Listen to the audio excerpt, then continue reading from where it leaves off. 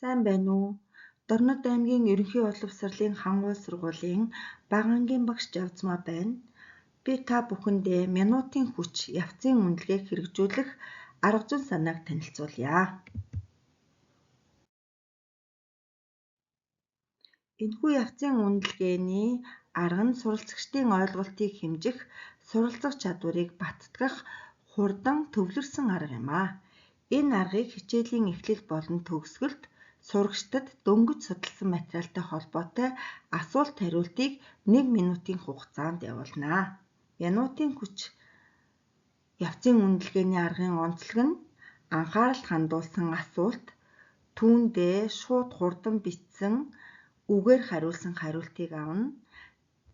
Цагаа олсон эргэх холбоотой богино хугацаанд явцын үнэлгээ хийдгээрээ онцлог юм а.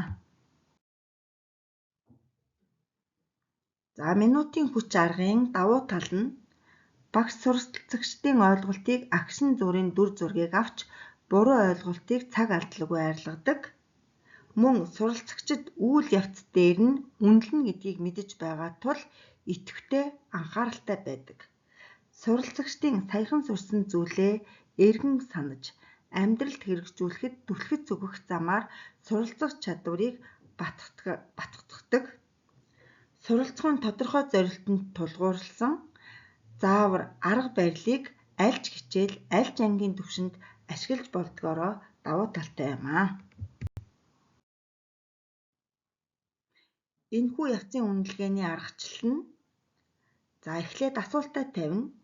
Хичээлийн эхлэл болон төгсгөлд минутын хүч аргыг хэрэглэхээр шийдэж асуултаа тавина. Асуултанд хариулна. Суралцагчид хариултаа бичих эсвэл амаар минутын хугацаанд бичиж хураалгана. Дараа нь багш хариултыг хурдан хянана. Эцэст нь эргэх холбоог өгнө. Энэ нь хариулт дээрээ үндэслэн нэг даруй эргэх холбоог гаргаж буруу ташаа ойлголтыг тодруулж зөв ойлголтыг баттгана. Энэхүү явцын үнэлгээг хэрэгжүүлэх явцад анхаарах зүйл нь ашигтай, утга учиртай хариултыг авахын тулд аль болох нээлттэй асуултыг сонгоорой. Мэдээллийг цаг алдалгүй цуглуулж хянах, суралцагчдын хариултаас ямар нэгэн гайхшралтай гүнзгий хариулт байвал заавал тэмдэглэж авахыг мартваа. Ингээд анхааран сонссон та бүхэндээ баярлалаа.